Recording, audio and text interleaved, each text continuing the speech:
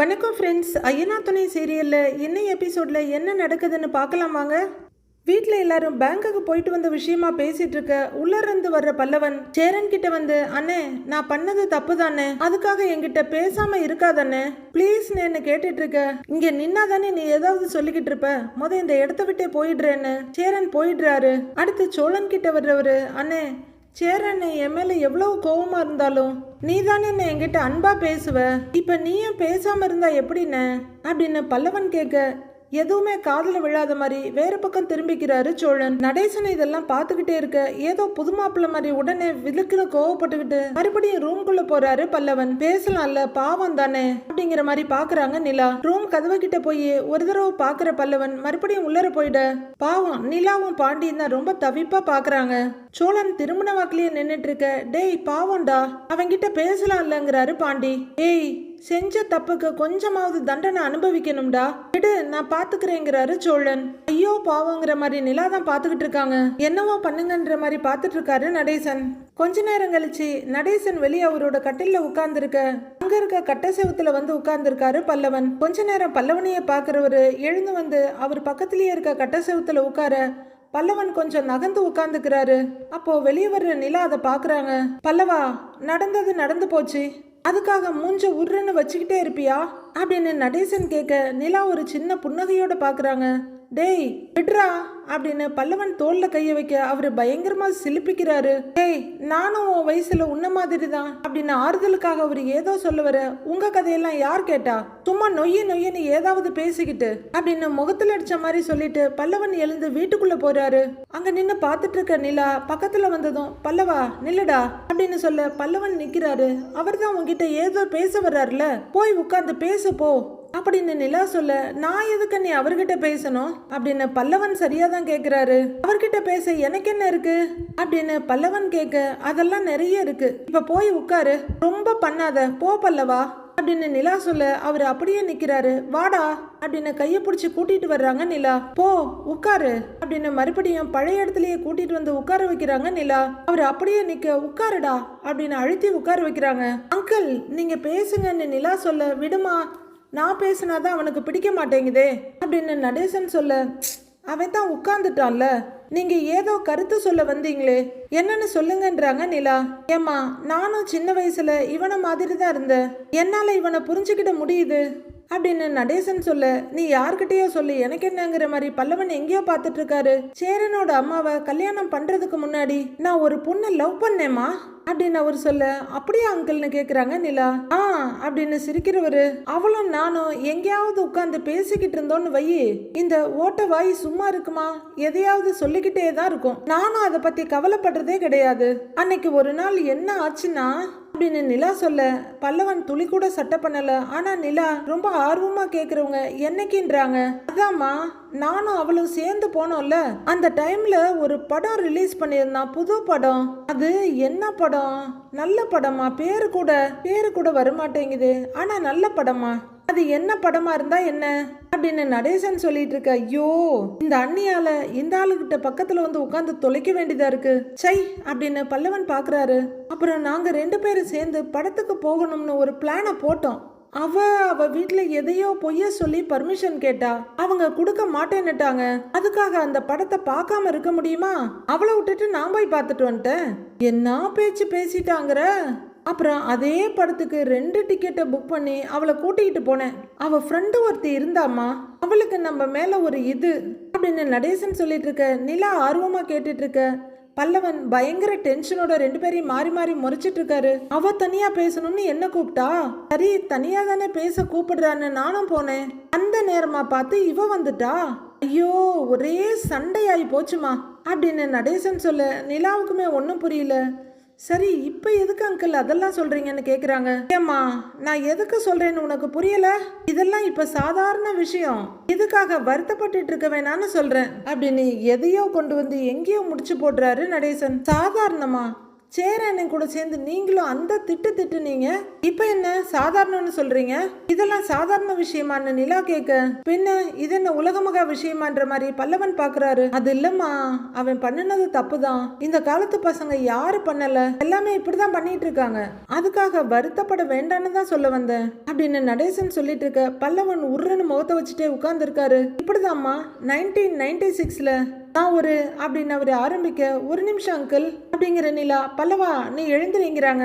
அப்பாடா, இப்பவாவது உங்களுக்கு புரிஞ்சுதே, தேவையில்லாம என்னை இங்க கூட்டிட்டு வந்து உட்கார வச்சிங்கல்ல அப்படின்னு பல்லவன் பார்க்க, தெரியாம உன்னை இங்க உட்கார வச்சிட்டேன், நீ போங்கிறாங்க நிலா.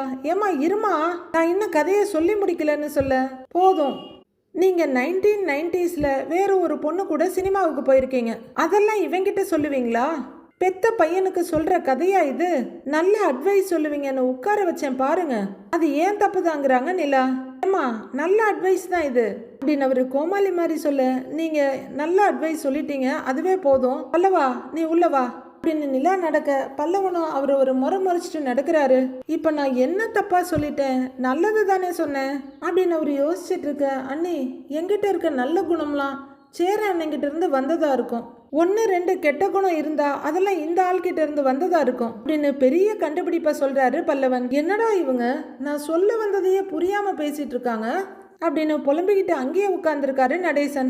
உள்ளர வந்த பல்லவன் எப்பவும் உட்கார்ற இடத்துல அப்படியே உட்கார்ந்துருக்க, சோழன் ஏதோ யோசனையா இங்கேயும் அங்கேயுமா நடக்கிறாரு. ஓ, அவர் இவ்வளோ டீப்பா யோசிக்கிறாரு என்னதுன்னு பார்த்தா அது வானதி பேசுனதை பார்த்துதான். எப்பவுமே நான் தான் அவனுக்கு ஃபர்ஸ்டா இருக்கணும், காலையில எந்திரிச்ச உடனே அவன் என்ன பத்தி தான் யோசிக்கணும், நாள் முழுக்க என்கிட்ட சந்தோஷமா சிரிச்சு பேசணும், தூங்கறதுக்கு முன்னாடி ஒரு முறையாவது என்ன நினைச்சு பார்த்துட்டு தான் அவன் தூங்கணும் அப்படின்னு வானதி சொன்னதை அவர் மைண்டுக்குள்ள ஓட மண்டையை பிச்சுட்டு நிக்கிறாரு. நல்ல வேலை தூங்கும் போது கனவுலையும் நான் மட்டும்தான் வரணும்னு வானதி ஆர்டர் போடல, அந்த அளவுக்கு பாண்டி தப்பிச்சாருடா. ச்சே, வாய்ப்பே இல்ல அப்படின்னு சோழன் வாய் விட்டு கதறிக்கிட்டு இருக்க, ரூம்குள்ள இருந்து வர்ற நிலா என்ன வாய்ப்பே இல்லைன்னு கேக்குறாங்க.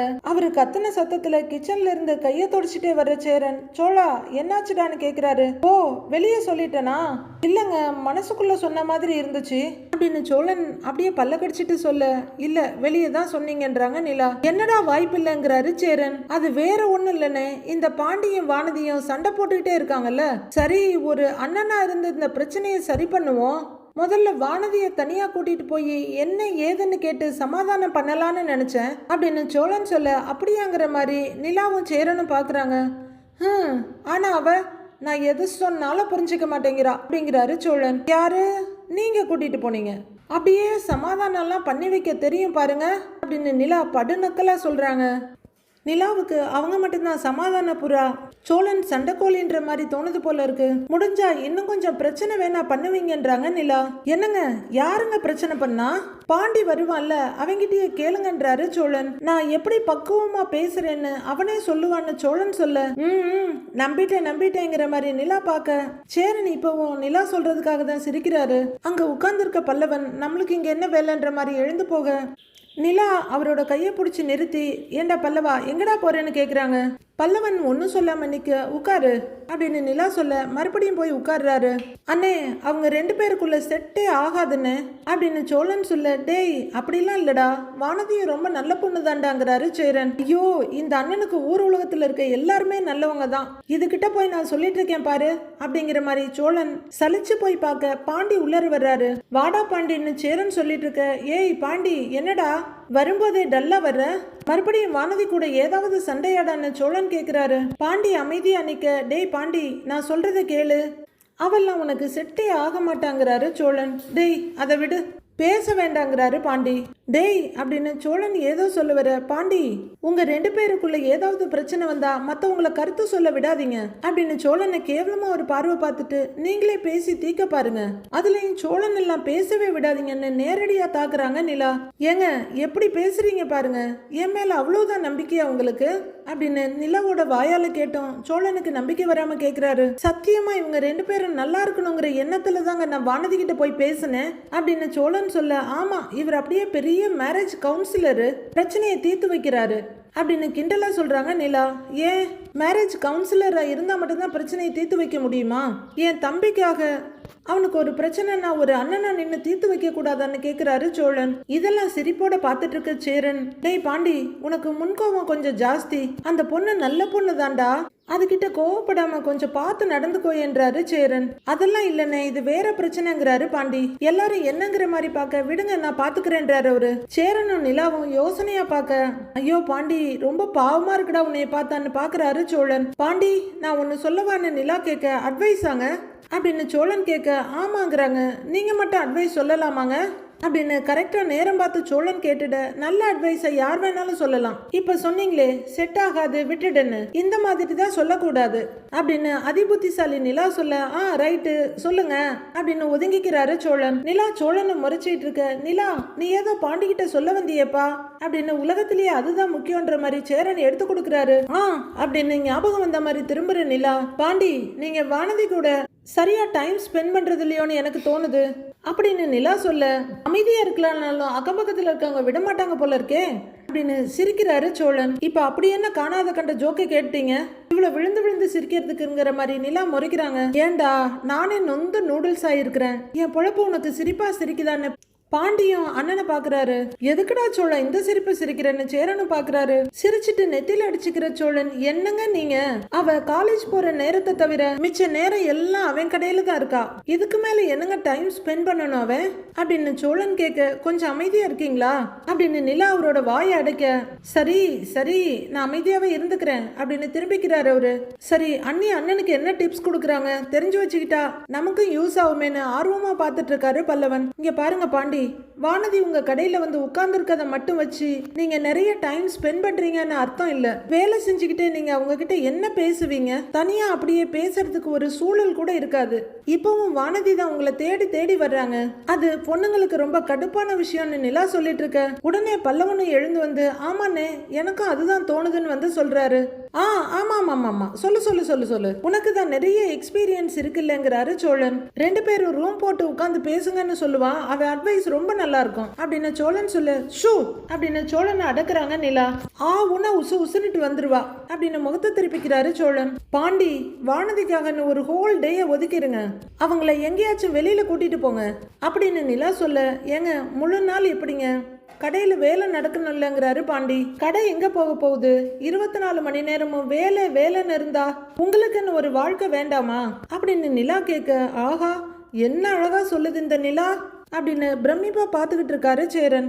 சும்மா அப்படியே எங்கேயாச்சும் வெளியில போயிட்டு வாங்க, கோவிலுக்கு போயிட்டு வாங்க, இல்ல ரெஸ்டாரண்ட்டுக்கு போய் சாப்பிடுங்க, இல்ல ஏதாவது படத்துக்கு போங்க, இப்படி வானதிக்கு பிடிச்ச இடம் எதுன்னு கேட்டு கூட்டிட்டு போங்க அப்படின்னு நிலா சொல்ல, மண்டையை பிச்சுட்டு நிக்கிறாரு சோழன். போய் உட்கார்ந்து மனசை விட்டு பேசுங்க, கண்டிப்பா வானதி புரிஞ்சுக்குவாங்க அப்படின்னு நிலா சொல்ல, பாண்டி யோசனையா நிக்கிறாரு. ரொம்ப அருமையான ஐடியான்னு புன்னகை மன்னனா நிக்கிறாரு சேரன். நீங்களும் வானதி கிட்ட கொஞ்சம் எஃபர்ட் போட ஆரம்பிச்சிட்டீங்கன்னா வானதி கிட்ட நிறைய மாற்றத்தை பார்க்கலாம் அப்படின்னு நிலா சொல்ல, டேய் பாண்டி இவங்க சொல்ற மாதிரி நீ எல்லாம் பண்ணாலும் ஒரு 3 நாள் தான் தாங்கும், அப்புறம் பழையபடிதான் பாத்துக்கோ அப்படின்னு சோழன் சொல்ல, சோழன் அப்படின்னு மிரட்டிக்கிட்டே அவர் ஒரு கிள்ளு கிள்றாங்க நிலா. ஐயோ என்னங்க அடிக்கிறீங்கன்னு கேட்க, சும்மா இருங்கன்றாங்க நிலா. ஏண்டா நீ வாய் வச்சுட்டு சும்மா இருக்கலாம்லங்கிற மாதிரி சேரன் கேக்குறாரு. பாண்டி நீங்க வானதியை வெளியே கூட்டிட்டு போங்க அப்படின்னு நிலா சொல்ல, இல்லங்க அதுன்னு அவர் இழுக்கிறாரு. நான் தான் சொல்றேன்ல, என்னை நம்பி கூட்டிட்டு போங்க, அதுக்கப்புறம் பாருங்க எல்லாமே சரியாயிடும், என்ன நான் சொல்றது கரெக்ட் தானேன்னு அப்படின்னு அல்லக்கை சேரனை துணைக்கு கூப்பிடுறாங்க நிலா.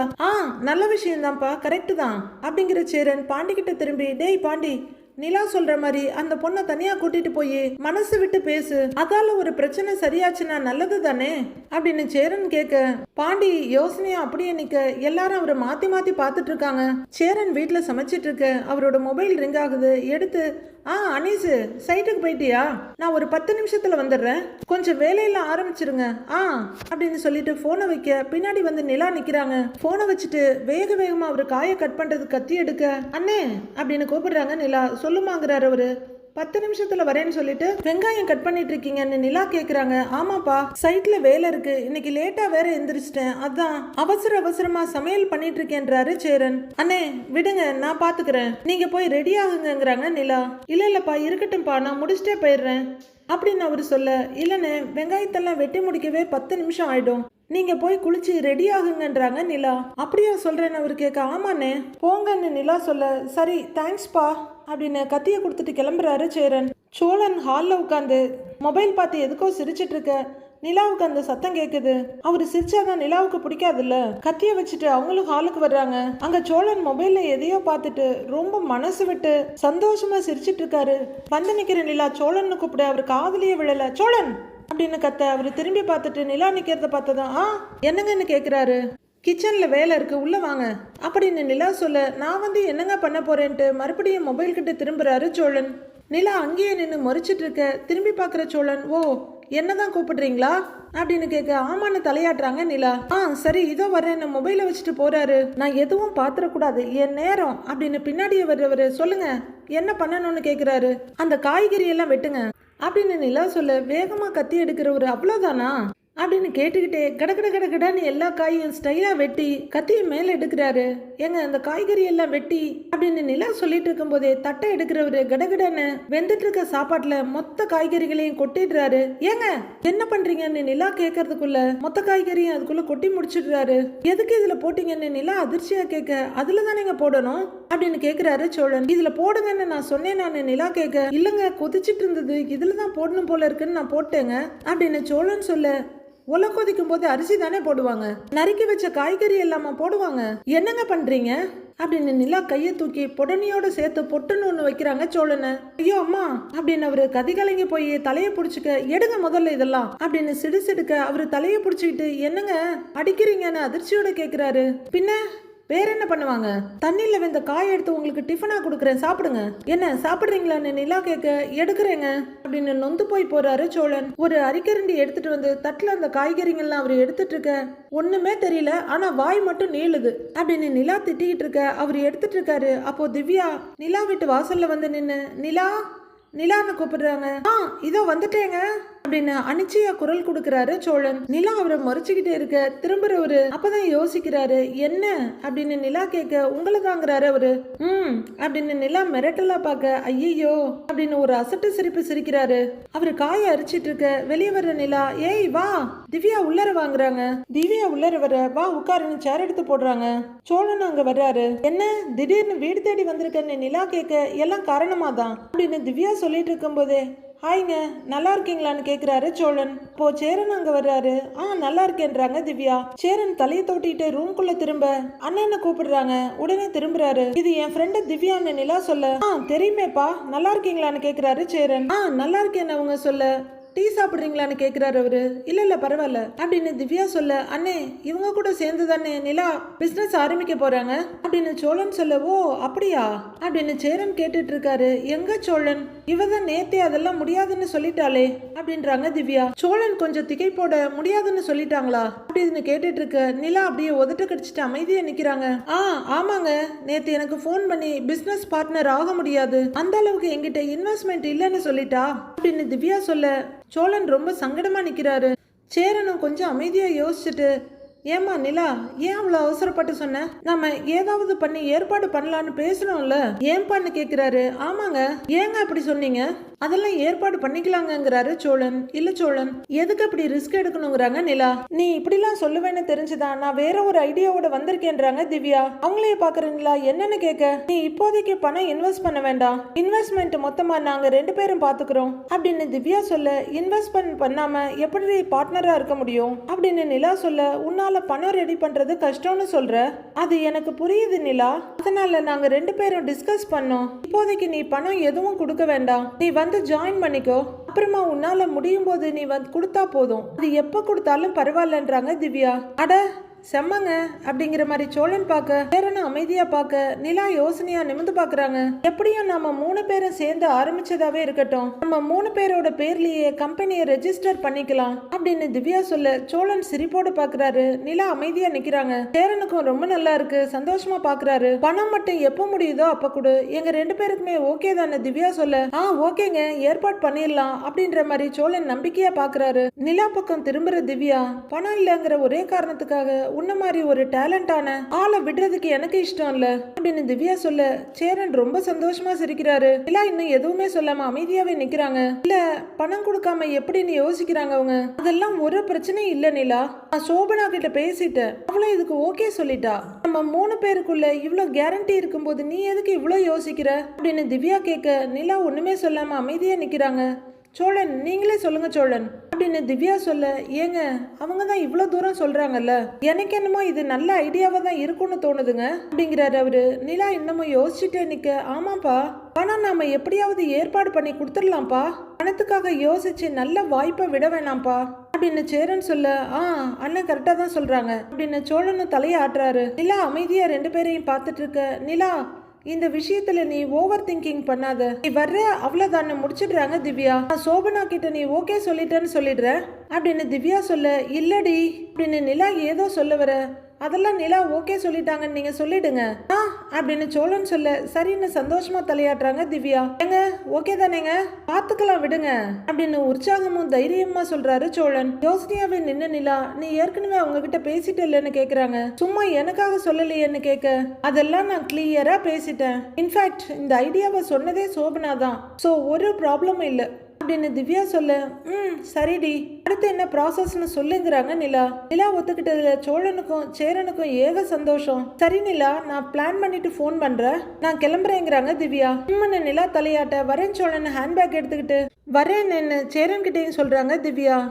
என்னம்மா வந்துட்டு ஒரு காஃபி கூட சாப்பிடாம போறேன், நான் போட்டு எடுத்துட்டு வரேன், ஒரு கிச்சன் பக்கம் திரும்ப, அதெல்லாம் வேண்டானே, நான் இப்பதான் காஃபி குடிச்சிட்டு வந்தேன், நான் அப்படியே கிளம்புறேன்றாங்க திவ்யா. சரிங்கிறாங்க எல்லாரும், போயிட்டு வரேன், பை நிலா அப்படின்னு திவ்யா கிளம்ப, பை அப்படிங்கிறாங்க நிலாவும். நிலா யோசனையை கலக்கமாவே நிக்க, என்னப்பா எதை யோசனையாவே இருக்கன்னு கேக்குறாரு சேரன். இல்லன்னே அவகிட்ட நான் ஓகே சொல்லிட்டேன், ஆனா பணம் தராம பார்ட்னர் ஆகுறதெல்லாம் சரி வருமானு தெரியலன்னு, நான் பணம் கூட இன்வெஸ்ட் பண்ணல, இன்வெஸ்ட் பண்ணாம எப்படின்னு சும்மா போய் பார்ட்னர்னு நிக்க முடியும் அப்படின்னு நிலா தயக்கத்தோட சொல்ல, நீ என்னப்பா பணம் கொடுக்காமையா போய் நிக்க போற, சீக்கிரமாவே வீட்டை அடமான வச்சு கூட பணத்தை கொடுத்துடலாம்ப்பா, உன்னை நாங்க அப்படியே விட்டுருவோமா என்னன்னு கேக்குறாரு சேரன். அப்படி சொல்லுன்னு, எதுக்கு இவ்வளோ ரிஸ்க் எடுக்கணும், எனக்கு கொஞ்ச நாள்ல வேற வேலை கிடைச்சிருமே, அதுக்காக நீங்க ஏன் இவ்வளவு கஷ்டப்படணும் அப்படின்னு நிலா சொல்ல, இதுல என்னங்க கஷ்டம் இருக்கு, இந்த வீட்டை மீட்டு கொடுத்ததே நீங்க தான், உங்களுக்காக இந்த வீட்டை நாங்க வைக்க மாட்டோமா என்னன்னே அப்படின்னு சோழன் கேட்க, கரெக்டா சொன்னடா அப்படின்னு சேரன் சொல்ல,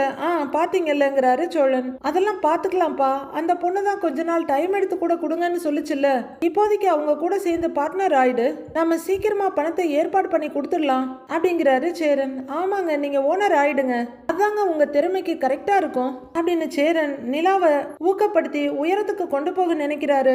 ஆனா நிலா எப்ப பார்த்தாலும் அவரை மட்டம் தட்டுறதுலயும் கலாய்க்கிறதுலயுமே தான் குறியா இருக்காங்க.